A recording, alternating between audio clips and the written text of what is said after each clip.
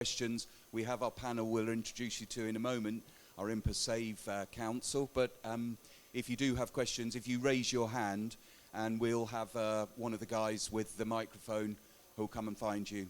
So get involved. Get involved. Rasmus. Woo. Okay. Now we are going. Thank you so much for the introduction, Steve. So the topic of the next, hopefully a couple of hours, even though when we discussed it was a little bit long, but let's see where we're going to end up. The initiative is called IMEF, IMPA Maritime Environmental Footprint. Another environmental thing, right? That's the thought here. Well, my name is Rasmus Elsbert Jensen. I'm the founder and CEO of Reflow. I'm also European Climate Pact Ambassador, and I also have the honor to be part of the IMPA Save Council. That's why I'm here today. So the topic of today, called IMEF, the abbreviation, what is that all about?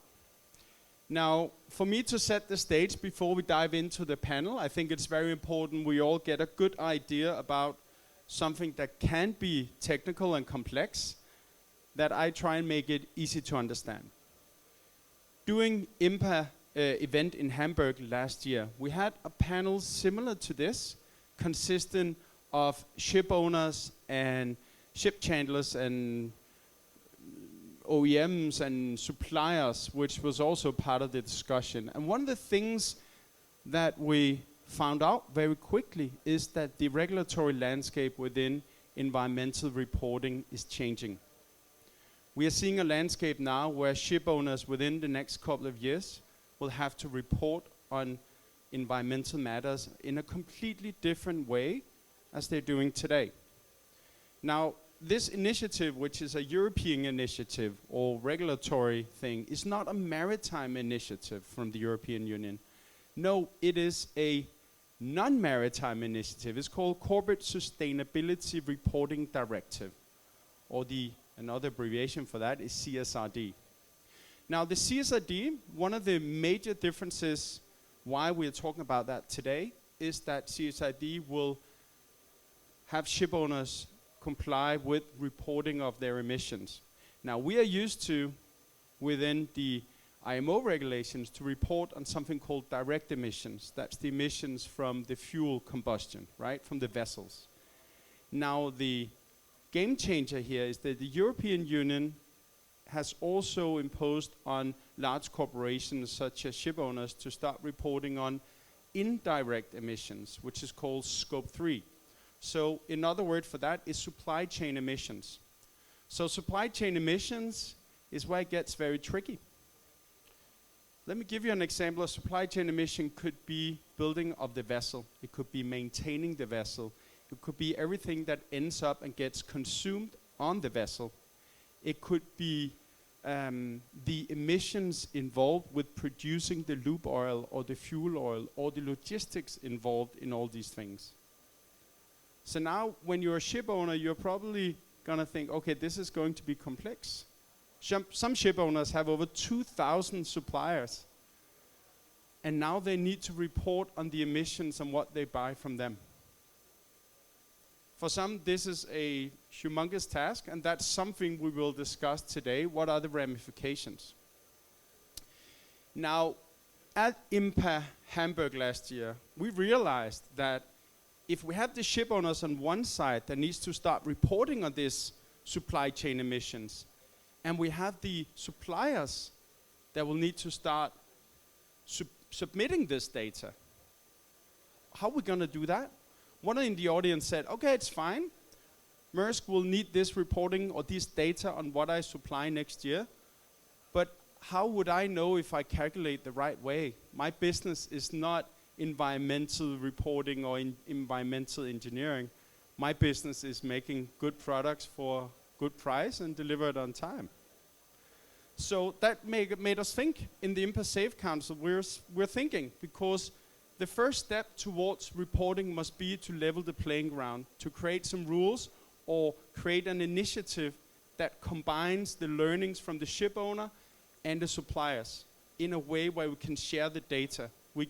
We know, each of us, how we should calculate it, and then we know how we should share it with the ship owners. That is what the IMPA Maritime Environmental Footprint Initiative is all about. How do we calculate in the right way, and how do we share that data, or how do we make it possible to share that data with the ship owner in a way that they can use? Okay.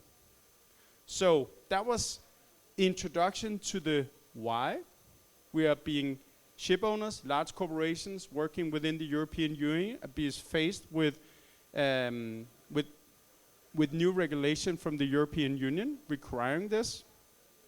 So the IMEF Initiative. Now, what is the IMEF Initiative? So when we look at what ship owners are doing today, they have started the first year of reporting these supply chain emissions without our help here. And how did they actually do that?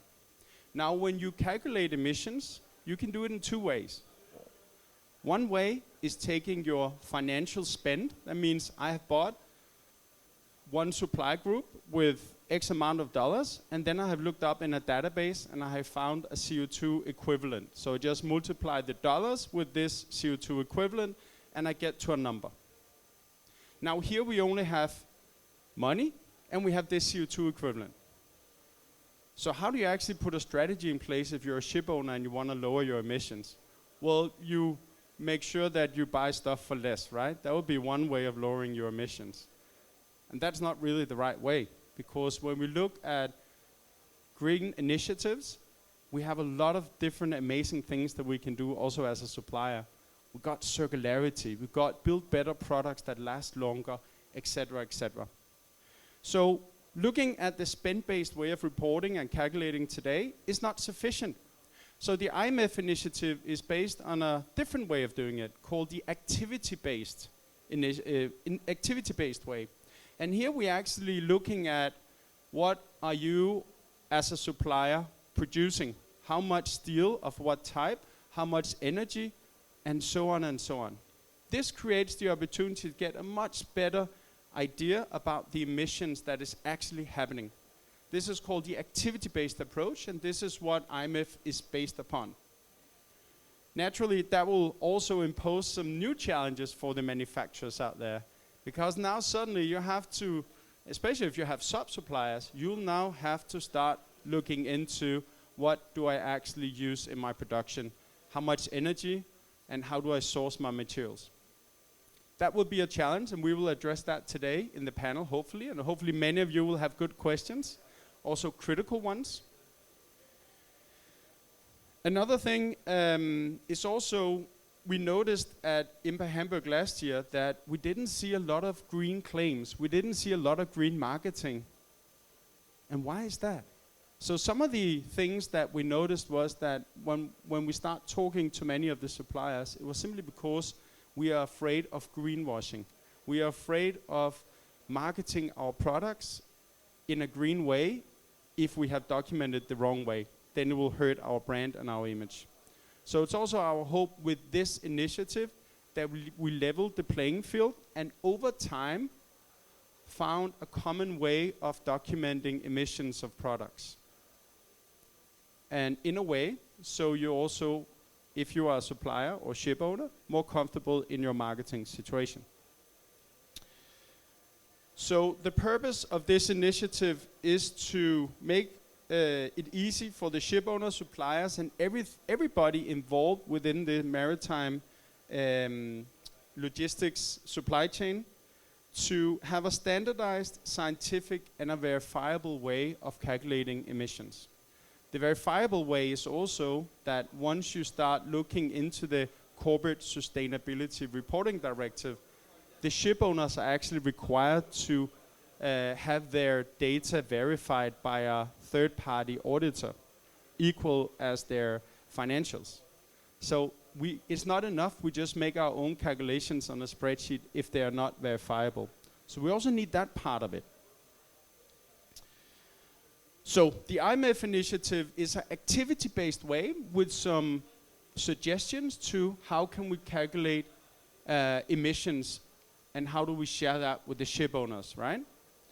It is a suggestion, and I think it's very important to say that it is not a set of rules, but our hope from IMPA side and the IMPA Council here is that it's the first step in a direction where we in the community can work together towards a more maritime solution. Because there are a lot of standards out there, but there is no maritime standard.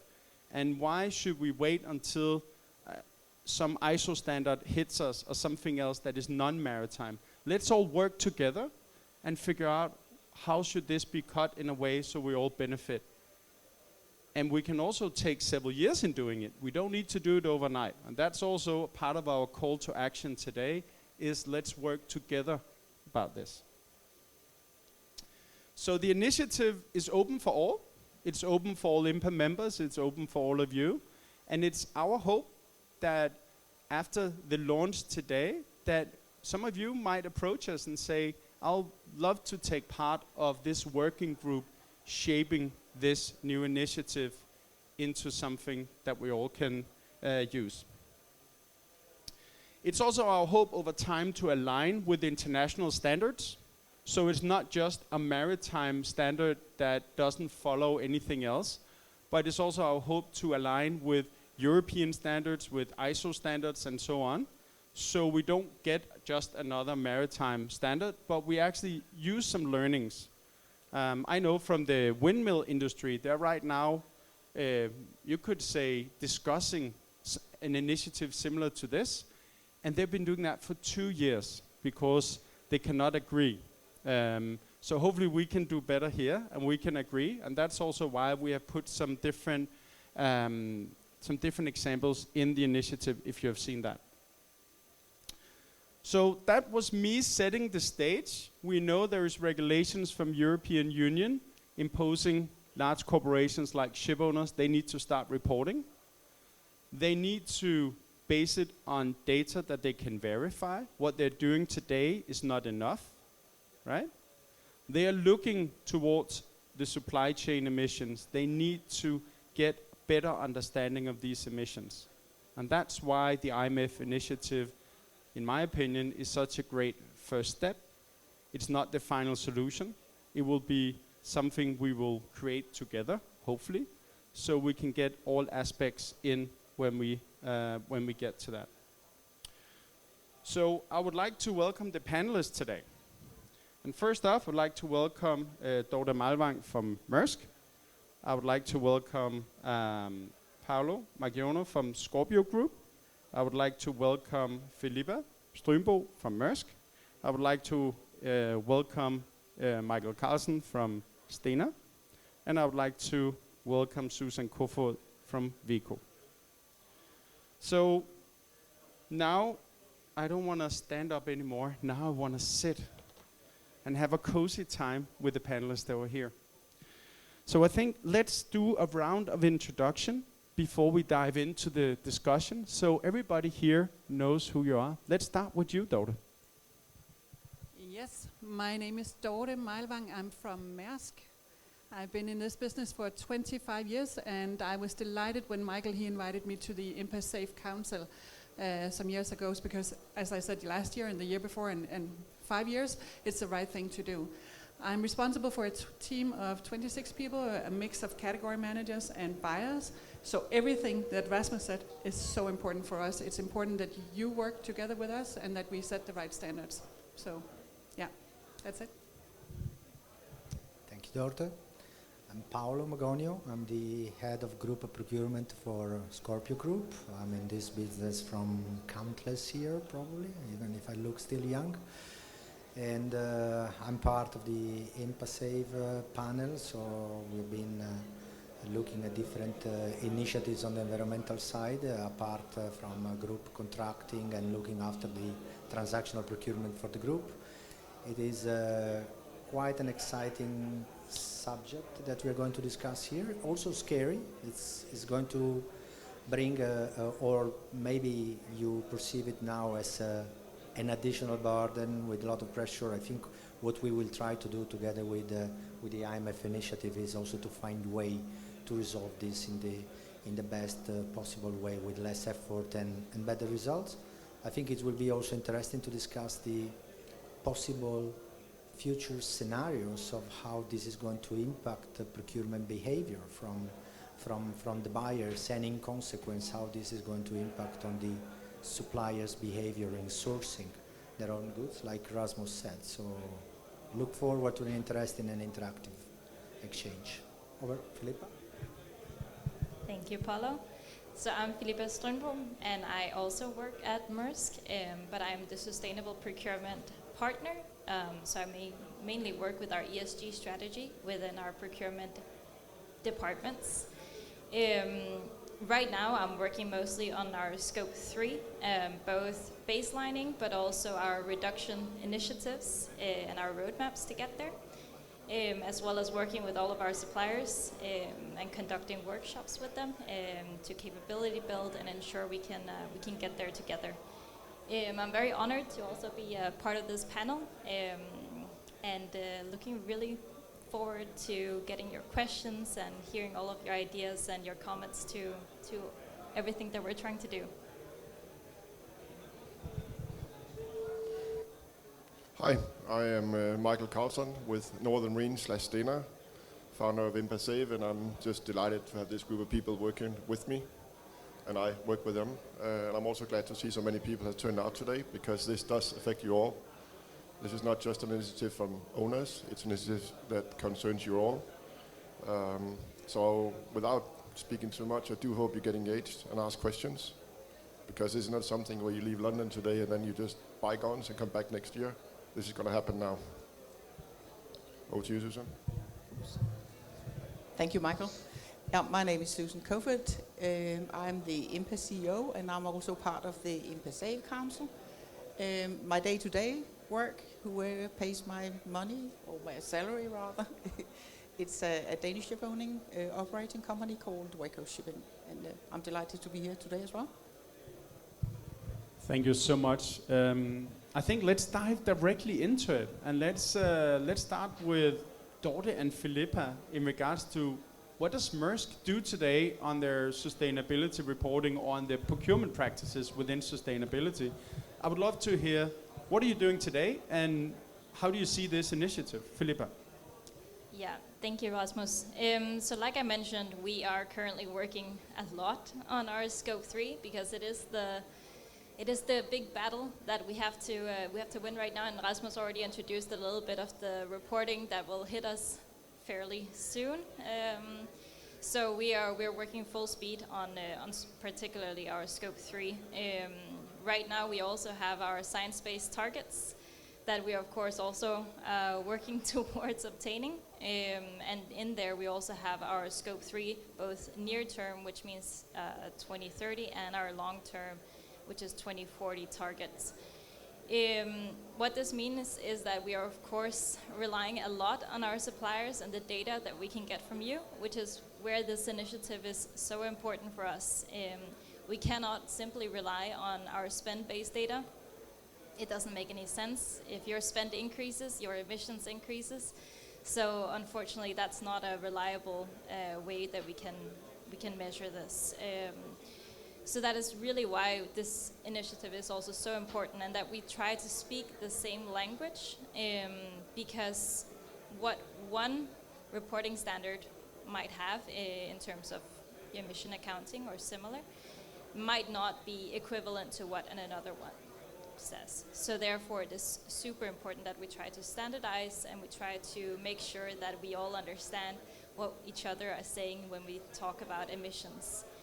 I think overall that's mainly what we're working towards. Maybe I can make one more comment, which is that we're also working a lot on what we call our supplier environmental requirements or maturity. And maybe some of the suppliers here have also received a questionnaire from us, which is where we're trying to figure out the baseline maturity of all of our suppliers. And why we're doing this is because we want to start making some requirements to our suppliers in the future. So right now we're working on targets for 2027 and 2030, both on GHG emissions measurement, but also GHG emission target setting and similar. And really the goal here is not to, you could say, disqualify anyone, but we also want to work with our suppliers to capability build them and ensure that we're all working on this project together, and like with this initiative, really try to promote that and promote that our suppliers are starting to work more towards activity-based methods of calculating emissions. Amazing. Thank you, Philippa. So, Dorte, just a quick follow-up question. You don't get out of the loop here. So why doesn't Maersk, as a large ship owner, just make your own rules and just tell all the suppliers, you do this, you do that? Why are you supporting an initiative, or why are you part of this panel right here talking about this? Because it simply wouldn't make sense for us to go solo on this. We need to join forces. I couldn't even imagine how NECO or Sinwa or who else would report differently to different ship owners. That would be chaotic. And just a small comment to what Philippa said on the Scope 3. Some years ago, Maersk wouldn't probably even consider Scope 3 as something important, but as we are reducing month on month our Scope 1 by introducing new methanol-fueled vessels into the fleet, Scope 3 becomes an increasing more important thing. So this is not going to go away. The more vessels with methanol that comes into the fleet, the more all eyes will be on Scope 3. But we cannot do it alone, and that's exactly what you said. We need to join forces. Otherwise, it'll be too cumbersome. So, Paolo, could you share some examples or a example of what you're doing today with your suppliers within Scope 3 emissions or carbon emissions from your point of view? Today we are not doing anything. I mean, the only thing we're doing is participate into this initiative because we believe, again, exactly like Dorte said, going solo, start doing sounding the water here and there, or starting initiatives which can go off the tangent and need then to be withdrawn and start again is not the right way to spend our energy. So we thought that the best way to start is to start from scratch together with this initiative, trying to bring the majority of the buyers and trying to bring the majority of the vendors which are around this industry, and making sure that with an eye to the international standards, anticipating what the international standards will bring, and with an eye and a ear also to the vendors community, we managed to find the right way of calculating, which is definitely important, but it's probably less important than the methodology that we're going to put in place, because this is what is going to impact anyway. I mean, you need to calculate your tax, you need to calculate your VAT, whatever you need to calculate, there is a way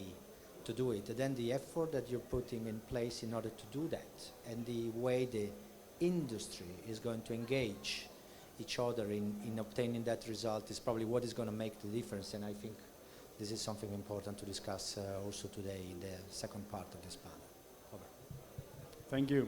So Maersk is one of the large ship owners, right? You guys have specialized resources hired to work with your carbon emissions reporting and so on. Now I would love to hear from you, Susan, being on the other end on the ship owner scale with a smaller fleet. What is your thought about all these regulations that are coming in right now, and how do you actually see this initiative perhaps helping? Panic.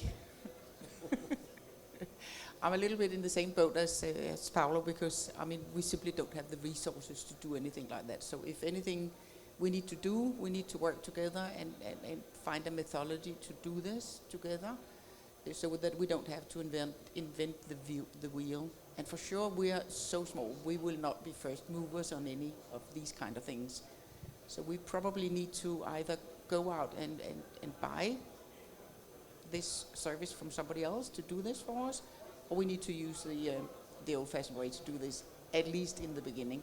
So I think the good thing here is that we all put our heads together and we try to find a methodology to calculate all this, and then for the benefit of everybody, even small companies like myself. Thank you very much. Yeah, and I think also some of the points I made when I set the stage is that we are starting early. We do know we're starting early. It's not mandatory yet for medium-sized, smaller-sized companies, but it will be mandatory very soon for the ship owners. So if we start early, we can learn from it, all of us together, before it gets mandatory. And I think that's also part of the point with this initiative is, you might think we're a little bit early out, but let's learn from it. Then we have a couple of years where we can fail and learn and do it again, right? So the whole landscape is changing. We're going to see new regulations, new initiatives. I think I have a question for you, Michael. So all the regulatory landscape we have a lot of in the maritime space, what is your hope with this initiative? Where do you see this? Will this affect something else? Or what are your vision with the IMEF initiative when it comes to the regulatory landscape and standardization scene? We work together, first of all. I think it's been said that Dorte said it as well, they are joining the initiative because suppliers cannot be asked of one way of calculation. Looking at Eric over here from NECO, if you got one client asking you for a spend-based analysis and got another one asking you for activity-based, got delivered two different ones, and then you need this quality and that quality. I don't want to get into it. So my hope is that everybody's going to embrace what we're trying to do here, and that we all together can set a new standard for the future. So when the EU and the IMO comes in, they will embrace this initiative. They will take the work we've already done and shown works and impose this on the rest of the world who hasn't joined yet. But my hope is really that we leave London now, today, tomorrow, embracing this initiative and get engaged. Because we cannot go alone, and this is going to be really, really complex. And I worked this business for 25 years on the service side, and now I'm on the ship owner side. This is going to be difficult, but we have to do it. I also think it's a lot cheaper to be part of this initiative to learn from others in a working group than hiring expensive consultants when you get close to the end of the line where it's mandatory. So I also think the financial part of it is going to be super important. Now I just want to touch base with something you mentioned, Dorte, because you said as the vessel and the fuel becomes greener, it goes on the vessel, and if we don't do anything else with the rest of the ship, the life cycle of the ship, then the emissions will increase, or the percentage of the remaining emissions will increase, right? And I think it's a very important point. We all know that. So if we add green fuel to the vessel, we lower the emissions from the fuel, but everything else that's being shipped on the vessel, the steel that are being used to produce the vessel, will remain the same, right? So some of the stuff we have worked with here at Reflow have shown us that if we don't do anything except make the fuel greener, you will suddenly have a vessel where the ship itself will represent up towards 40% of the remaining emissions. Now that's an eye-opener for many ship owners, because if they have a net zero ambition, they cannot afford to wait until the last moment, because this is a huge chunk of emissions they need to figure out what's going on. Of course, adding green fuel will lower the overall emissions. I think that's also important to keep in mind, with up to 75, 80%. So the remaining is the 20%, where the ship now will be almost 50%, 40% of that. So that was just to put some numbers on that. Now I would like to ask the audience, how many in here are making emission calculations on products, or asking for emission calculations on products today? Give me a hand. Yeah? Yeah, you are? Anybody want to share your thoughts? Anybody want to put a few words on why you're doing it? Yeah? We have one here. We have a microphone ready. Michael will share his microphone. Very good. Okay, I'm Chris Hunter from Fuji Trading in Rotterdam. We were asked 2 years ago to create some Scope 3 figures for one of the major players. And it was difficult. We managed to use the spend-based system, and it gave a figure. And the one thing I was most surprised about was that the vast majority of the CO2 emissions were coming from items such as petrol and kerosene, which we use for the rescue boat and the lifeboat. Can you replace that with methanol yet? It was possible to give a figure, but that figure, that program I used at the time, is now finished. So now we need to look at alternative software or some way of being able to calculate. And I agree with the panel that the spend version is not the way to go. We need to look at the actual activity side of it. Great. Thank you for sharing. We have another one over here. Yeah. Hi, I'm Soresh from ShipSurf. I head the compliance solutions, and I was just also discussing with Alex and Paul earlier. So I believe since we have a huge number of suppliers on our platform, and we have more than 10 million transactions going through our platform, and this is a very good initiative. I think if we can fix on a standard, then I think we will be the right kind of conduit or the tube to pass this information back to the owners, because I can't imagine suppliers having to send one report to Maersk, one to Scorpio, one to Fleet. That's not their core business, right? But if we can make it a little bit more digital, make it more easier for them to report it based on the universal standards. We also don't want to create too many standards, otherwise you'll have different kind of reportings, right? So, and Maritime has always struggled with that. We all follow our own standards. So I think it's a good initiative, and I think we are in the right place. Actually, we are working on Scope 3 emissions calculations on the transaction level so that it's easy for the suppliers to report along with sending a quotation, let's say. So it makes it much more easier for the owners to report it back. Thanks. So we already have somebody who's prepared. Amazing. Anybody else want to share a thought before? Yeah, there's one over here. Eric? Yeah, well, I'm Eric from NICO. Of course, we are talking about standardization, and actually Rasmus said, well, we still have some time, but clock is ticking, and for our company, we have to start measuring from the 1st of January 2025, all because of CSRD reporting. Of course, CSRD reporting it's a lot more, it's about ESG, but part of it will be our emissions. What I like to see as, of course, CSD reporting will be checked by our accountants, it's verifiable.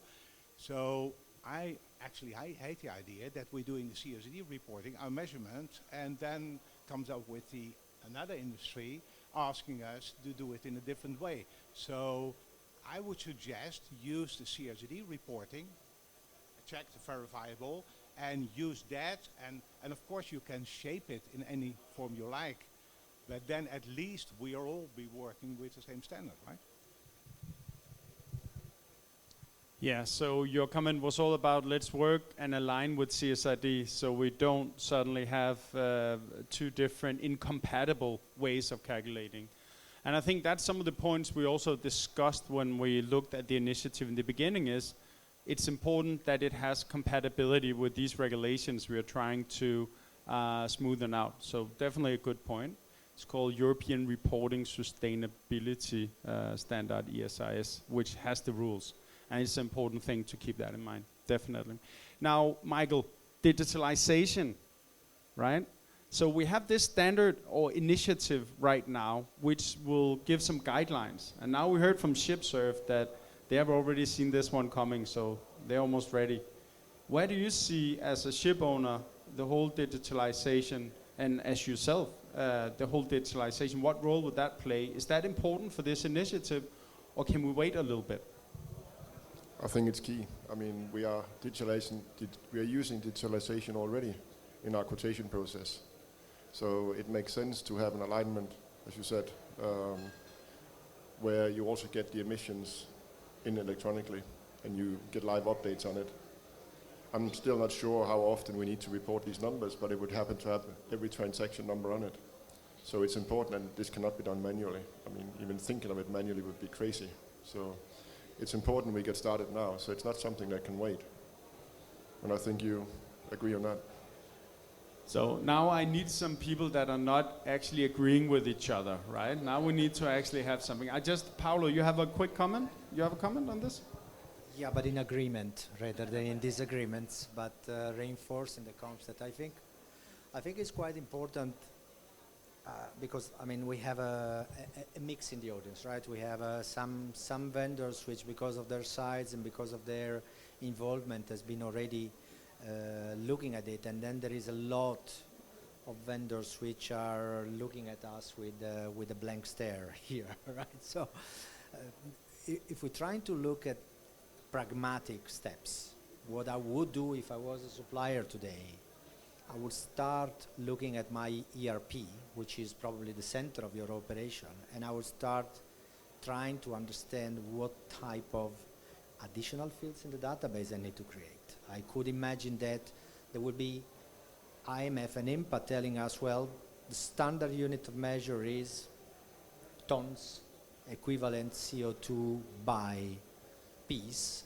and therefore I would create that field. I would create another field which is to categorize what is the accuracy and the calculation methodology of that field.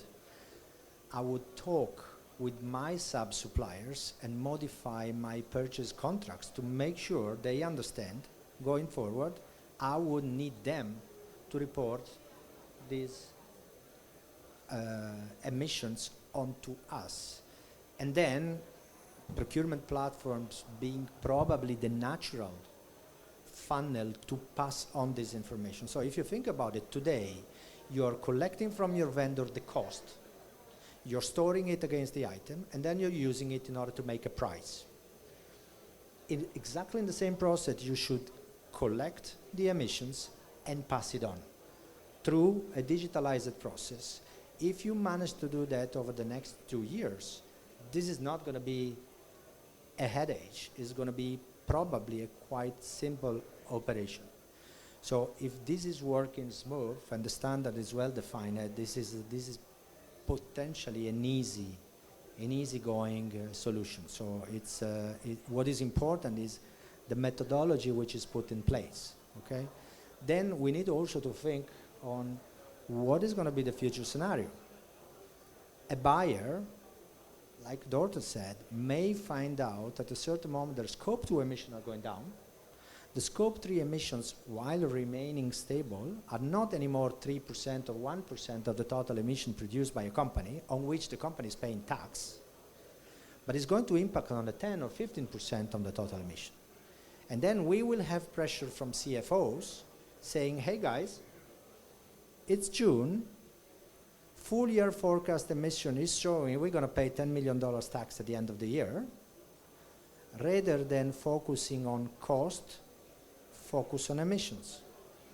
So it is very likely that tomorrow we will be comparing quotes, not just on the basis of price, but also considering the emissions accumulated as one of the selection factors.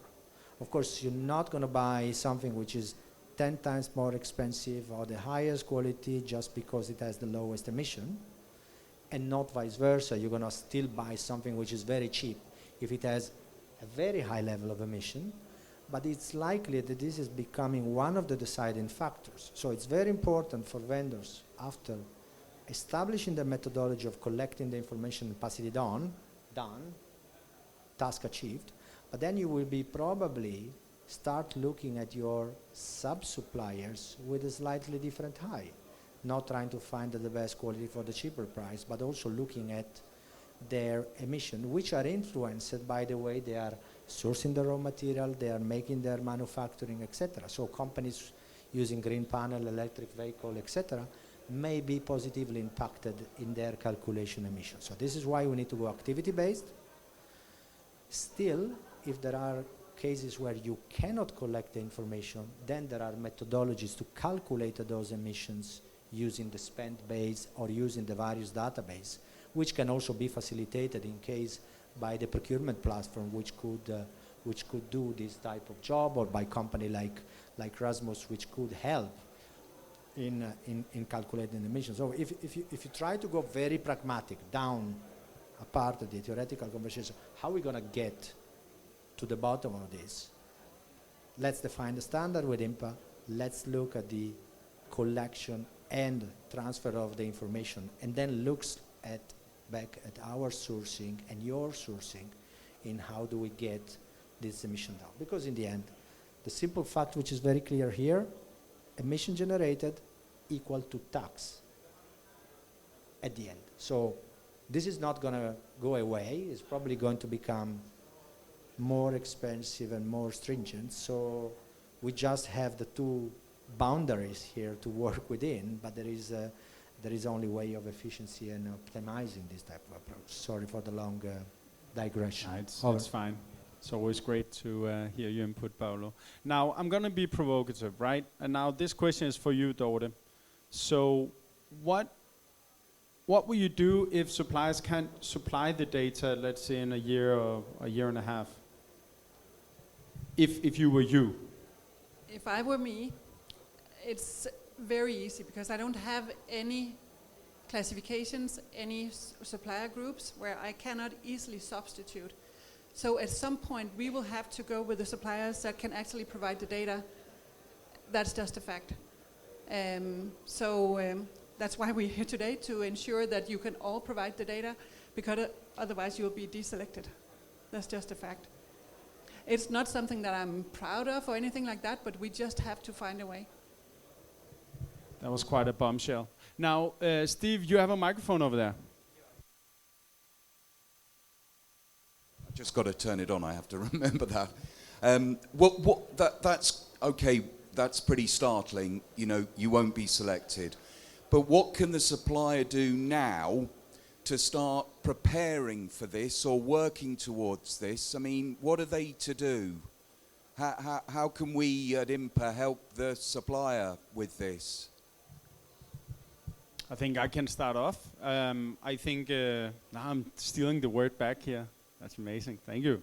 So I think one thing is that as a supplier, the IMPA IMEF Initiative is a good way of saying, when I make calculations, these are the 5 or 4 things I need to remember, right? Something is called a background database. So if I don't have which type of steel that I'm using in my cordless drill, then I can look in a background database for the emission data.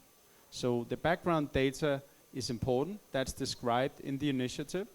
The other thing is the calculation method, or the method. And here we are talking about, so when you then weigh the different emissions into something called global warming or CO2 equivalent, how should they be weighted? You know, how do you calculate that over? It's called a method. So that's also in the initiative, right? And then there is how should we then calculate it? And that is, should we just in the beginning calculate the production emissions, or should we start calculating logistics and use and end of life, right? So these considerations are also included into the initiative. So here we have started off very, very plain as to put a direction, and it's our hope that we together do it. But I think the first thing as a supplier is to get an idea of what does it take to make the calculations. Many of the panelists today talked about data. So since we are working with an activity-based method or initiative here, we need to look at the activities. That means the amount of steel, energy, all these different things that goes into the products eventually will need to be calculated.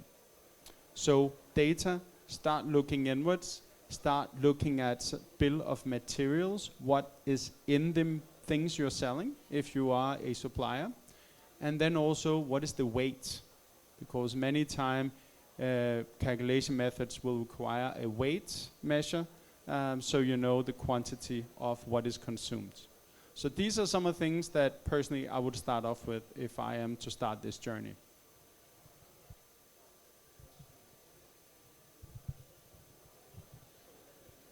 And not to make it more simple, start with categories. Start with an easy category. As a ship chandler, don't start with a lot of different things. Just get some learning, understand what this means and how it works. And you build it over time. And that's also why we want to start now. So the methodology, and just listening to you, Rasmus, and I've been in the boat of supply, it sounds really tedious, and it probably is, but as we get to know and understand it probably gets easier. But what I can say is we have to do it. And just a short comment from my side. I mean, we in Maersk, we are sharing everything. So please remember that if you have any questions or anything like that, I mean, reach out to us, especially to Philippa. And we'll be very happy to help. And that's also why we're sitting here today to get, this is a joint force. I have a feeling you'll be quite busy later, Dorte. And actually, I just want to say that there is actually in the back, in the other room, an IMPA Safe stand where me and Dorte and the different panelists will be to find later today. So after this event, we'll just get something to drink, some water.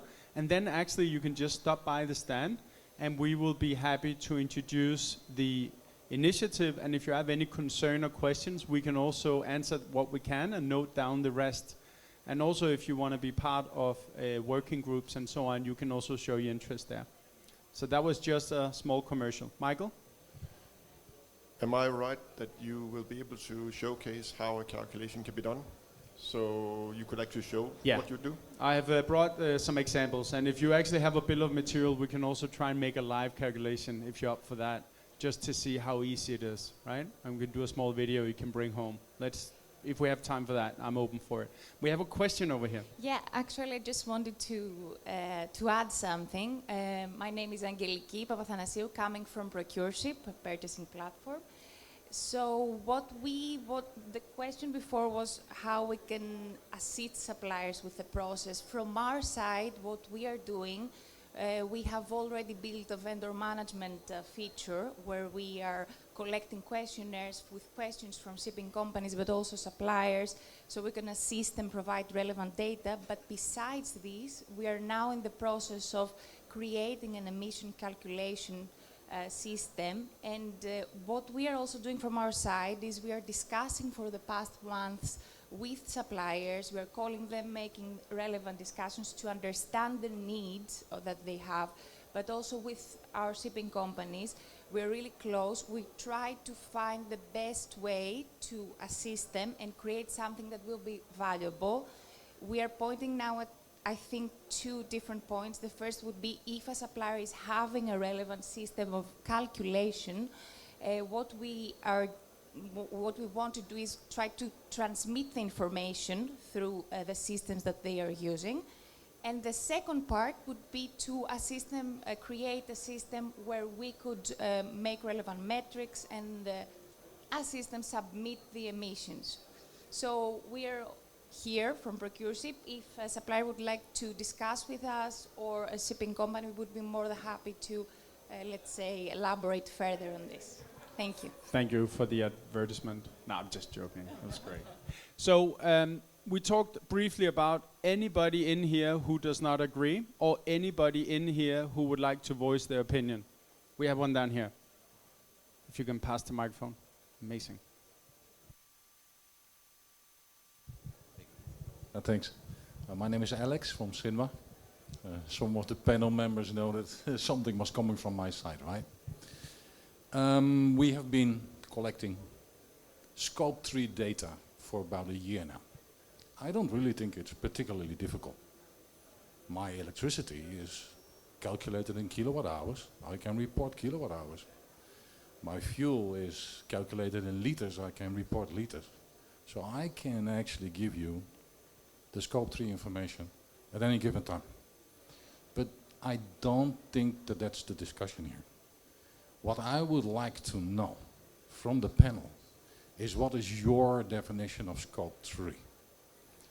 Because what I understand is that Scope 3 is my Scope 1 and 2. And my Scope 1 and 2 are easily to calculate. What I understand what the panel wants, they probably created Scope 4. It's not my Scope 1 and 2, but you want me to go to my supplier and ask them for their data. And you want that supplier to go to their supplier and you want them to get their data, and you want that supplier to go to that supplier. And all those numbers I have to calculate, I have to report to you. And I think that's a mathematical mistake.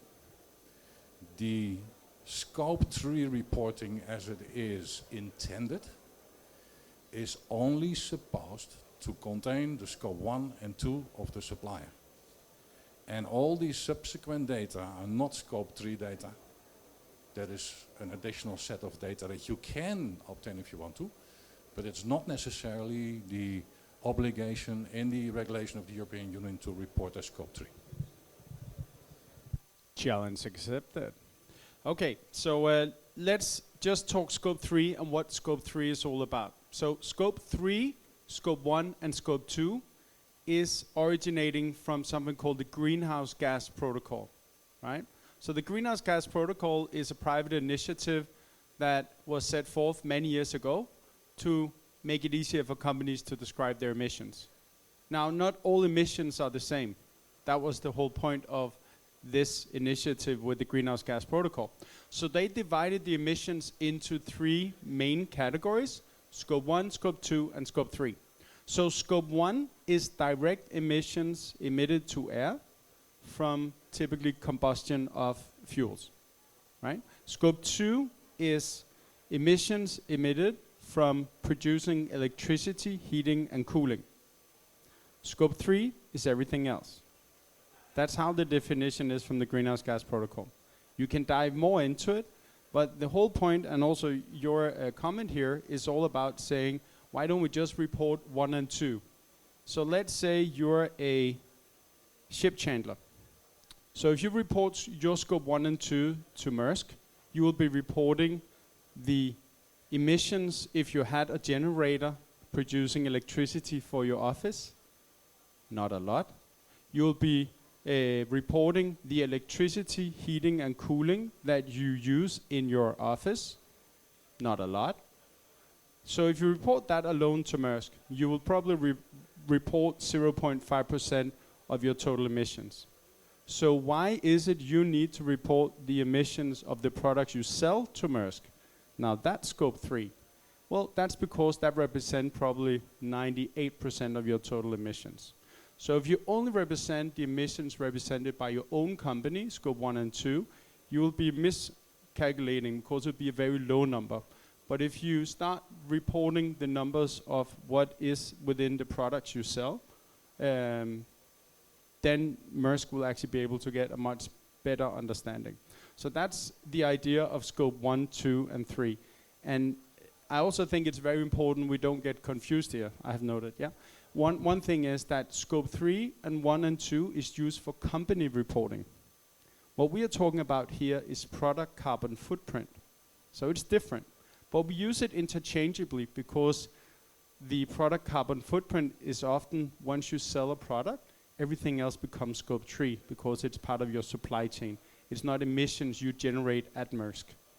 It's not Maersk electricity, it's not Maersk fuel consumption. It's the cordless drill will represent a Scope 3 emission because they have to report it under products purchased, right? So that's Scope 3 for them when they report as a company. But this initiative is all about product carbon footprint and how do we actually put numbers on the products we sell to ship owners. So it's not what we are reporting in our own company, this initiative. You can use it for that if you're a production company, because your emissions in your company is also represented by your production and what you buy of materials. But the main intention is to supply quality data to the ship owners that they can use for their Scope 3 reporting by using product carbon footprint, like the IMEF Initiative.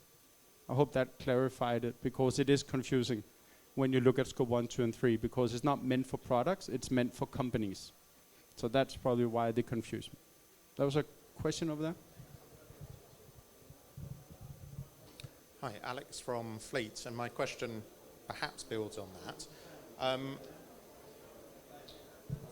I'm a agree and don't agree kind of mixed together, because actually, yes, Scope 3 is important in that context, but for me it doesn't need to come from the chandler who's providing the product. It comes from the manufacturer of the product, because they're the people that have to manage their own Scope 1 and 2, which, as we've just said, is all of the cost. So challenge or consideration, right? For me, I don't necessarily want to be getting that from the provider of the product. The manufacturer, for me, is the true golden source of the data, the people that should do it properly.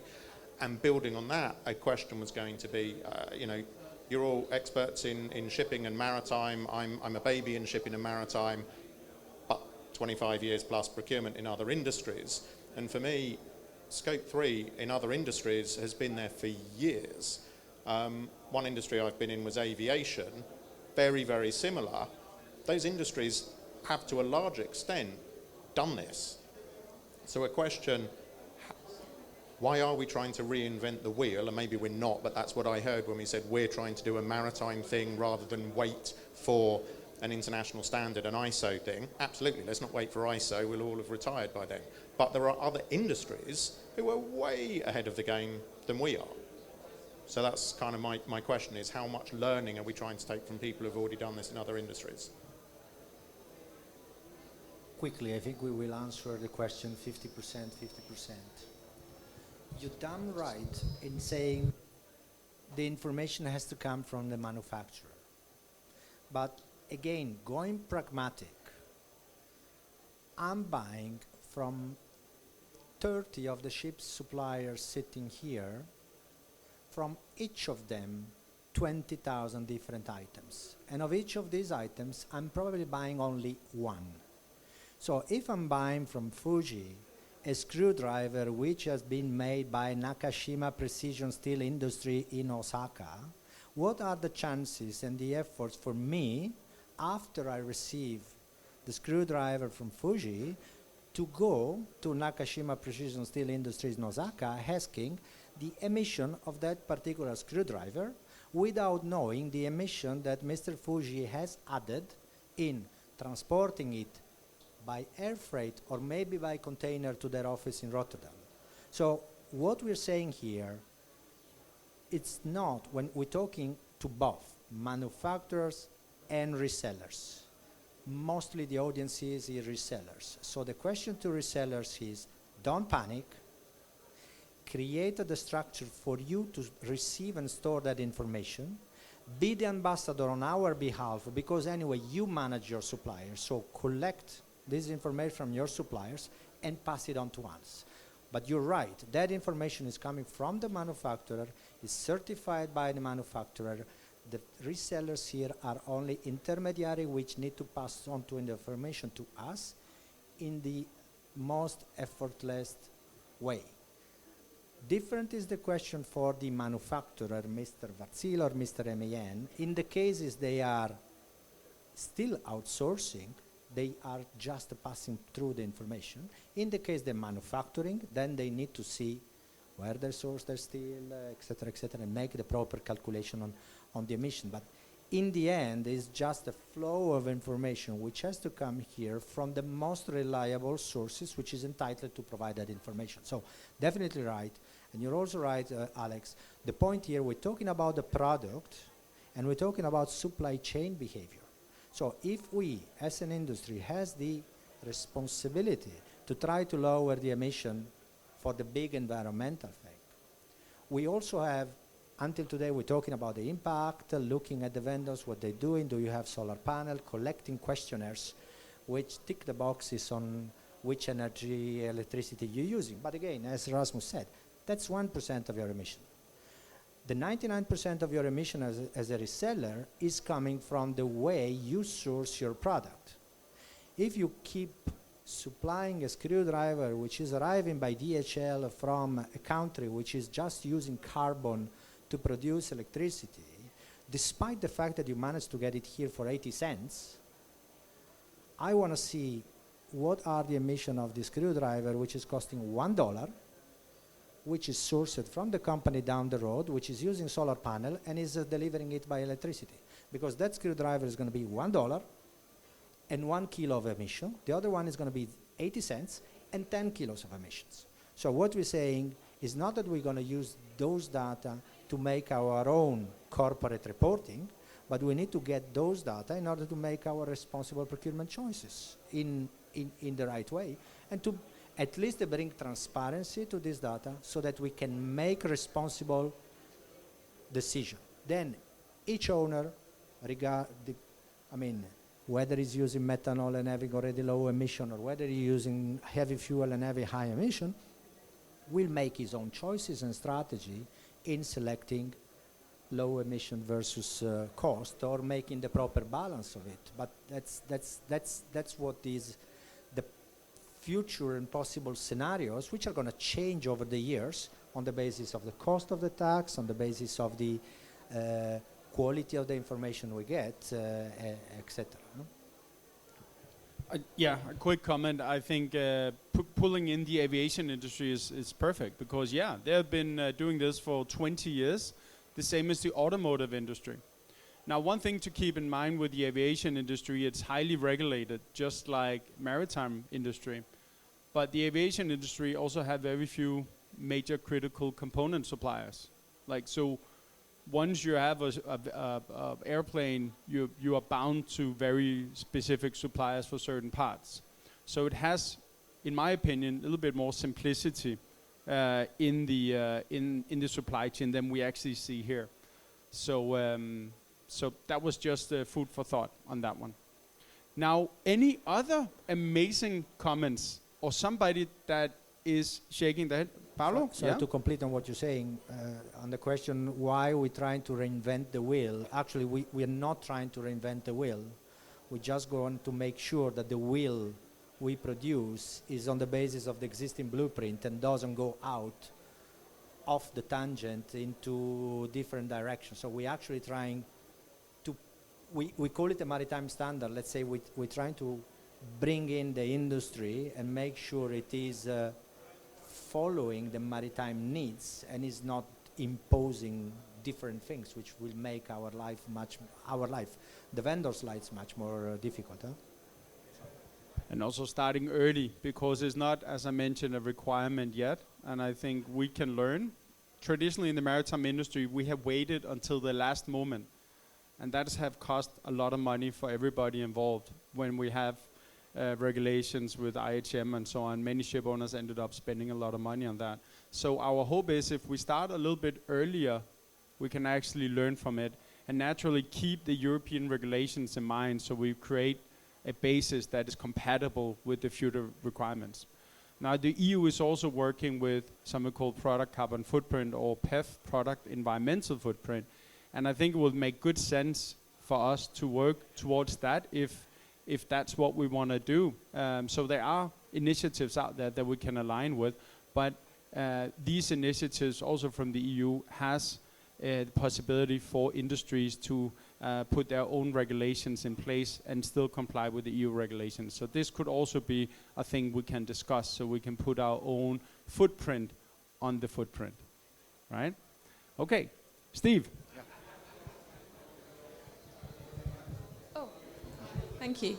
I have a question. My name's Sally from Cross Borders. I have a question about the real cost. So you've been saying that the emission equals tax. I wonder what that means, that you will be taxed upon emissions, and how high is that tax going to be? And I'm just thinking, if we were talking about this example of the screwdriver, where it has a low emission cost but a high cost, how would you evaluate that as a ship owning company? Because in my job as a supplier, we're always trying to find the most cost-effective offer, right? So, but how much do we have to take this into account? Because if I find you a really good offer and it's a really good price, but then like 6 months down the line, you're being charged a lot of tax because it had high emission, that's then therefore not a good offer for me. So what I would like to do is make a good offer to the vessel owner, and yeah. So I'd like to understand that better, what that means, the emission tax.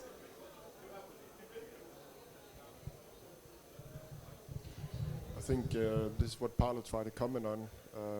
We don't know yet exactly what it's going to look like, but if you look at the new EU fuel tax, ships coming into Europe from abroad, where this year I think they're taxed 50% per ton of fuel burned, and you got to buy these tokens.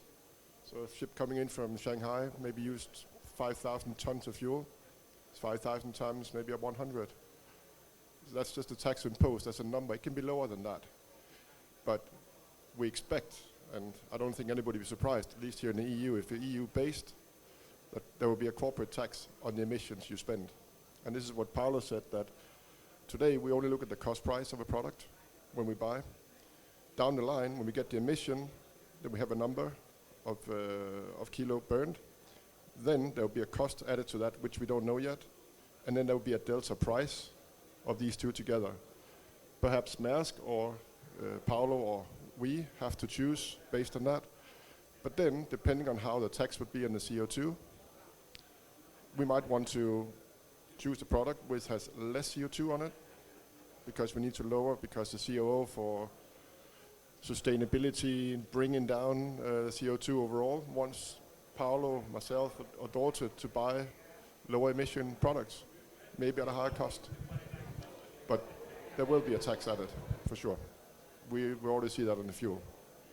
I also think another comment on that is that we have some ship owners out there who have set goals called net zero emission targets. So the net zero emission targets really means that they need to, towards that goal, show that they're going in the right direction.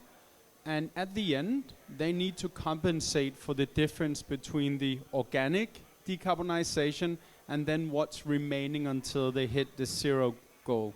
That's what the net is all about. So the difference between what they can do organically by using less fuel, buying greener products, will be something they have to buy for a premium, because that will be trading carbon emissions. And right now they're trading at $80 per ton, I believe, or 80 euros per ton. And that price is expected to soar as demand will soar. So you can actually in the market trade emissions, certified emissions, that you have evaded somewhere, and you can sell them and buy them. So if you say that 1 ton is 80 euro, if you are working on an engine component or selling an engine component, if we take a engine component for a large 4-stroke diesel engine, right? So if you have a cylinder head, for example, for one of the large ones, it can represent up to 7 tons of CO2. That's the equivalent of producing a mid-sized car. And that's just one cylinder head. And then you can say, if you multiply that with 100 euro, so then you also have 700 euro in taxes alone for CO2. So you can actually start in the market once it matures, saying as a ship owner, I'm willing to pay a little bit more for something that has lower emissions as long as it's below this threshold, because then I might as well buy it somewhere else. So that's how I foresee that this initiative can help creating clarity, but also motivating suppliers to actually look into this, because there might be a small premium down the line in terms of price. Rasmus, just building on the manufacturer plus supplier data, how is the purchaser going to qualify or quantify the quality of the data coming? That's a great question, because what standard do they actually need to live up to? So that would be the European standard, sustainability standard. So how would they be audited? And I think the guidelines for the auditing of their emission reports on the CSRD is actually not finished yet. So the auditing standard, which the auditors are going to use, are still under development. And that is also why it's good to start early with the low-hanging fruits that we are doing now, because once we get all the low-hanging fruits figured out, we create a number, then we can add this complexity on top once it's ready. But it's not ready yet. But we do know it will happen. It will start having some limited assurance, and then it will go up to the full accounting standard down the line. Yeah. Philippa, anybody want to comment on that? No? Yeah. Not so much on the verification, I will say, but I think we're talking a lot here about, you know, the choice of suppliers. How do we choose? And I think here what we're trying to do, at least at Maersk, is to include environmental maturity into our SPM, or supplier performance management. So alongside with on-time delivery, delivering in full, all of these aspects that I'm sure you all know, we're trying to also put ESG in there and assign a weightage to ESG, or to environmental maturity, alongside with a percentage weightage of price, on-time delivery, on-time in full, all of these things. So I think this is going to be something that is going to be incorporated in our overall performance talks with you guys. And also where we hope to engage you, so you can actually see, maybe you're all familiar with this spider diagram where you see all of the different levers and for each of these performance measures, and ESG will be one of them. Thank you very much. Anybody else? Questions? There should be tons of questions, because this is not easy, right? Yeah? Or comments? Hello, Richard Crombie from Vickers Oils. As a manufacturer of lubricants, how does the panel see the time frame for implementation where, you know, a manufacturer has to supply this data? So lubricants is actually an interesting one, but for instance, with us, we don't have a science-based target for lubricants just yet, but we know it's going to come, and that will mean we need to reduce our lubricants by 42% by 2030. So it depends on the different types of products, I will say, but definitely good to start early. And I mean, we already have to report on CSRD, I think even this year. And that will be based on both activity-based and spend-based for our Scope 3. It's a mixed methods that we're doing. So the sooner the better, because we are already starting to report on it now, and if we can start reporting more accurate figures, then that will also become more reliable for us, and we'll also be able to work on these reduction initiatives with you and create actual KPIs and similar for this. So it's very important to start early. And a fun fact here is that lube oils is not part of the IMO reporting criteria as far as I know, but it's part of the CSRD. So lube oil for two-stroke engines, for example, will actually be part of Scope 1 and Scope 3. So they have to report on it. So if I were manufacturing lube oil, I would start taking this seriously because they will need to report it as a Scope 1. They just haven't found out yet. But as soon as the clever people start diving into numbers, they'll say, oh, two-stroke engine, cylinder oil, that is something that is being burned, right? Oh yeah, we need to report it. And that's very important for many. So that will also be a good argument to why that needs to happen.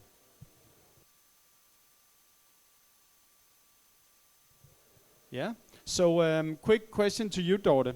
So where do you want to start? So let's say you're ready to collect data. Are there any products or categories, or how would you actually start off looking at what is most important for you to get numbers on? You're just going to say all or nothing, or have you made some considerations or thoughts into this? What would make most sense? That's a very difficult one, because we are just taking whatever we can get. We don't have any priorities right now. Whatever data you can give us, we'll be more than happy to receive it. It makes good sense. What about you, Paolo? I mean, before I made the recommendation to the vendors, get ready. I mean, prepare your ERP to be able to receive this information. So it's day one is just a long list of blank fields.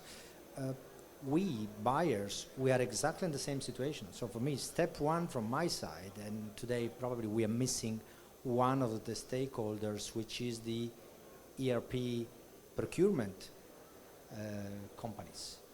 Because even if I'm getting digital data from any of you today, I'm not able to receive it. So first step for us is exactly the same step that you need to undertake, is let's make sure our systems are ready to receive those information, even though day one is 0% is populated. Let's make sure we get what the right standard is and what fields we need to create, and then speak with our ERP producers, which, by the way, we share, I'm just realizing, and have a conversation to make sure that we are future ready. That's step one. Once we have that, then where do we start? We will just get anything, exactly like Dorte said. We would get anything we get, as long as we are able to receive it, store it, and identify what is the accuracy or the calculation methodology of that data. That's good enough. Then at the end of the year, probably we will only have 1% populated, and the remaining 98% we will calculate spend basis. And then over the next few years, we would probably get to the reverse situation where we have 97% which is coming from the vendors onto us, whether it's coming from the manufacturer, from the vendors of the vendor of the vendors, it's immaterial, but we will have data which are accurate for 97%, and the remaining 3% we will calculate spend basis or using various databases. So for me, step one for us as a buyers is get our systems ready. Exactly as for you. I could say this is action one for everybody. And I think that's a very good point. So the initiative here can also help you as a ship owner to actually figure out what fields and what should they be called in your ERP system.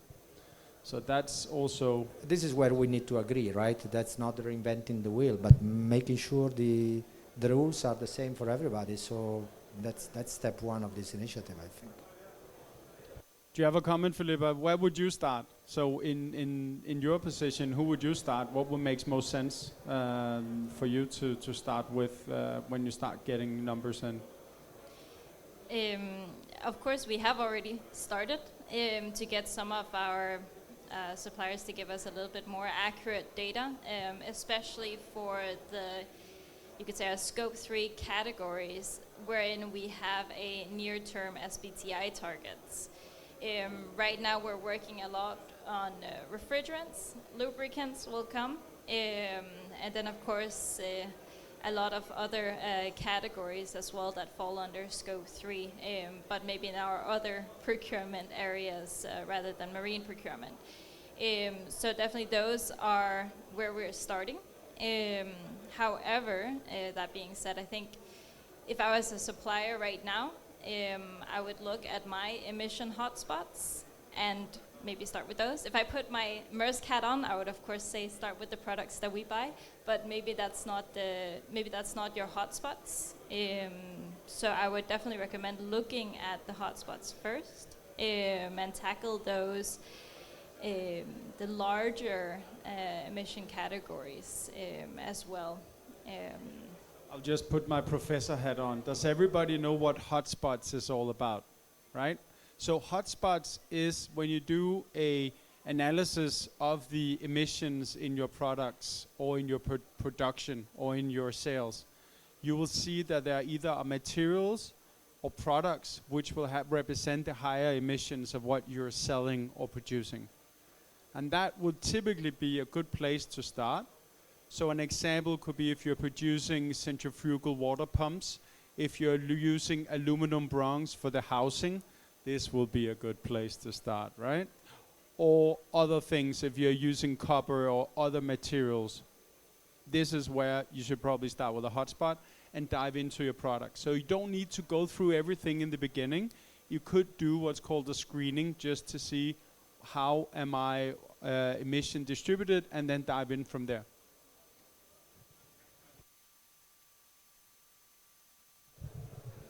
I'm not going to bang the drum here. You already said it. But again, if you're here, come see Rasmus and check the calculation out, just to get familiar with what we're talking about here. And the gentleman who's now left was talking about you got to go back and go back and go back. No. We start simple.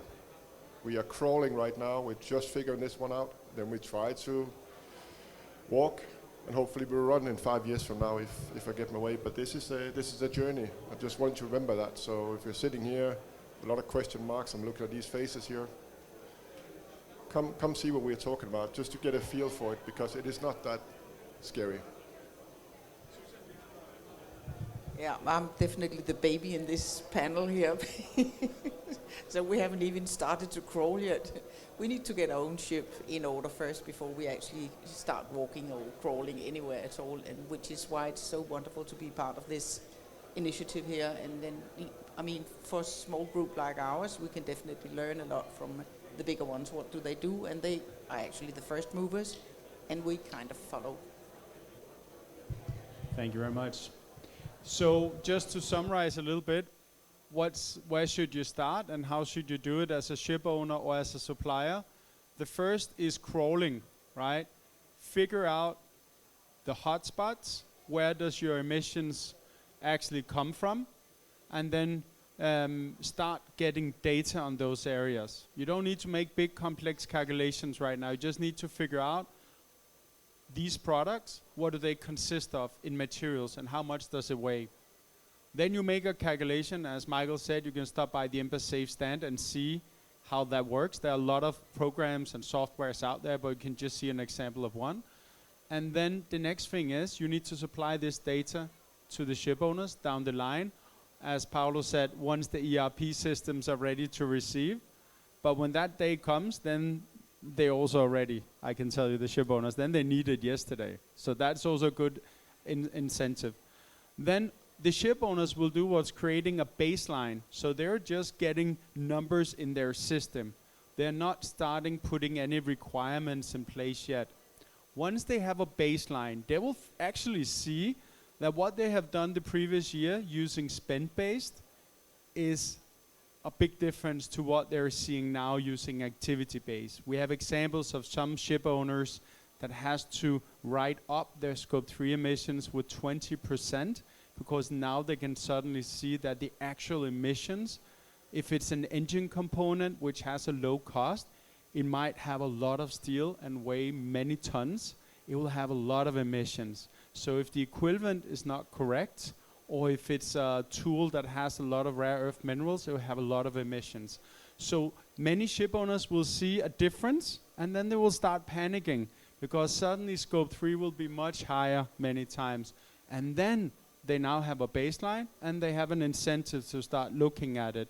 And this is where all of us need to be ready as a ship owner, as a supplier, because then the battle is on. Then we need to supply data and show we're doing better, so they can get those emissions down over time. So that's the burning platform. That's why we're here.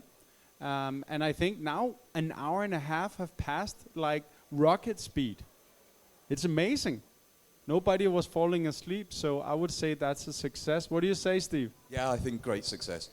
I just have one question about, I mean, we've talked and you've explained this is the very early stages. But could we just finish perhaps with a future vision for procurement, how it will look in the future? Because it seems to be pointing towards a radical change of how procurement could work. I mean, for example, is there a scenario where people could change quality based on the emissions of the products? Because this is an industry based on supplier relationships, where the supplier gets to know the quality of the fleet and what product quality is required by their customers. But this could throw it all up in the air, because you could say, well, okay, I don't want that quality anymore because that's, too much, the emissions are too high. Or, I mean, there's a lot to sort of compute with all of this, right? It seems like we're going to enter a period of chaos. Or maybe the most fun area that we have ever been into in the marine industry. I'm looking forward to us having discussions not only on price, but also on things that actually matter. Because when you're discussing, you can go out and say, okay, I want this, but I'll actually make a difference within the world, or in the, I'm super positive. I think it's just one more parameter, one more lever, as Philippe said, that we can discuss on. And maybe something that actually matters, and not only just price and what have not. So I'm excited about it. Yeah. I think, applause to Steve, who spent the last 1.5 hours to try to cool down the audience, and then you suddenly put them in panic again. Sorry about that. No, that's good. No, I think it's, if you think about it, this is what we got for years from the vendors' audience. Regardless of the quality of the company, from the ship owner side, purchasing has always been seen as making choices only on price. You don't see the quality. What's the point for me to offer a better screwdriver if you guys just looking at the bottom line? There have been discussion, explanation, why this is happening, whether it's right or whether it's wrong. So this is good news, because actually, whether before the quality and the quality of the service were important to consider but difficult to quantify, now there's going to be a number at the bottom of that quotation. Actually, two numbers. One is the dollars, the other one is the emission. So this is going to add an extra factor, and probably the lower emission equal in a way to the quality, right?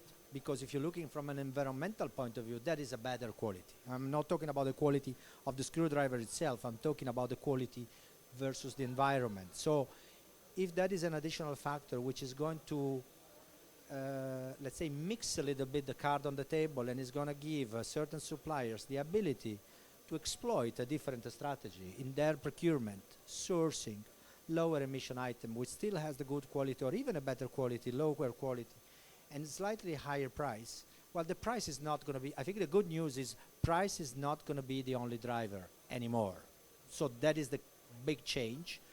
But I think it's a good change for the vendors community, or at least it's going to punish less or punish the vendors which are not adopting a proper strategy from the environmental point of view. So I think that could be a change to monitor, but probably a good change for everybody. Can I just add something? I think actually the work of a procurement person is going to be a lot more interesting now, because they actually have to use your brain to find out what it is that you're buying. So we also need to take into consideration that we need to educate people a lot more now. And we are going to see more regulations. This isn't going to stop with this one. Yeah, and I will say, I mean, at least from Maersk, we're going to be asking you guys a lot of questions and asking you for a lot of information. But the more information you can give us, then we can make a better choice, and we can also, maybe that's something that can set you apart from other competitors.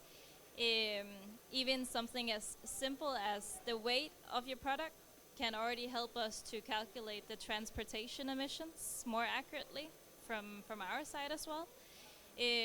Even something as the lifetime of your product. If you can give us that information, then the more calculations that we can also make, and the better, more informed decision we can make when choosing between different suppliers. If you have emission numbers on there, awesome.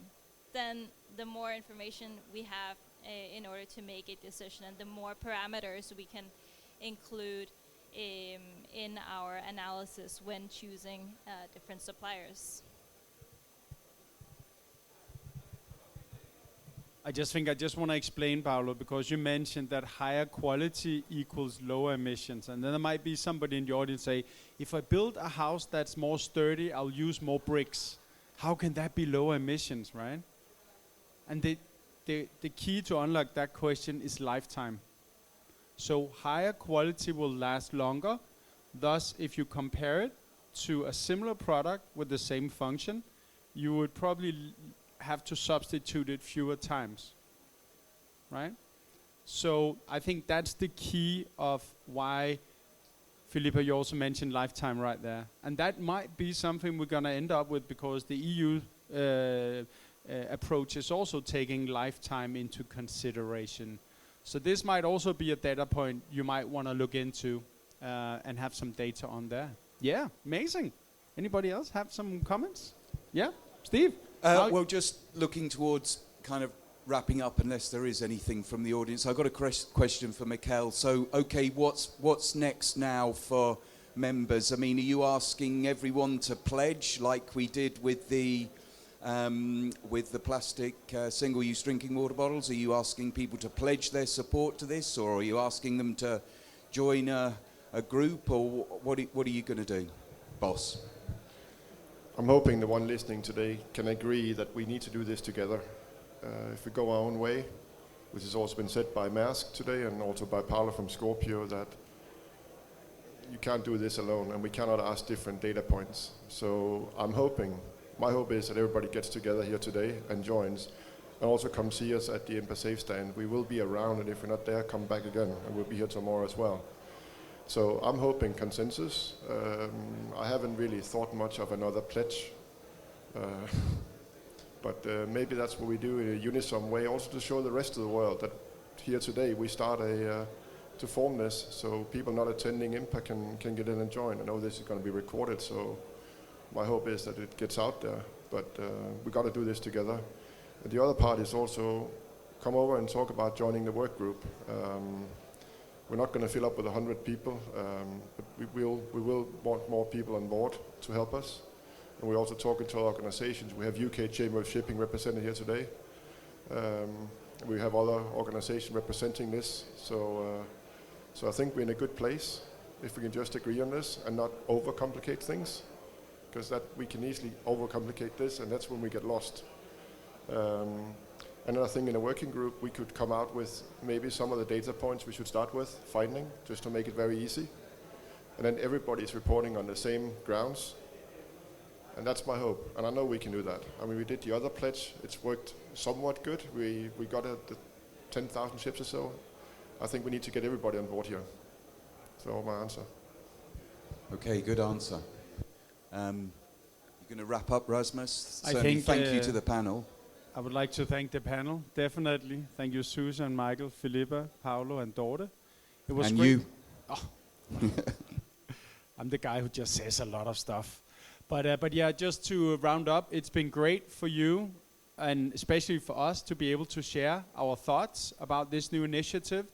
It's going to be something that will be on focus for a couple of years at least, as the regulatory landscape start putting pressure on the ship owners.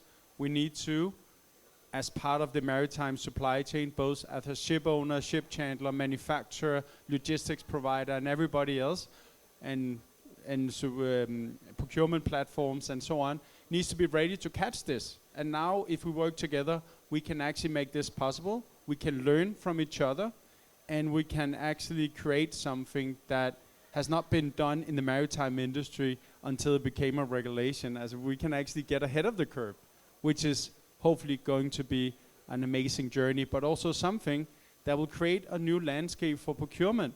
We talked about things than just price. Amazing. Now we're actually going to look at something else. And as Susan said, now we're actually going to start using our brain and actually think about what we are doing in the procurement.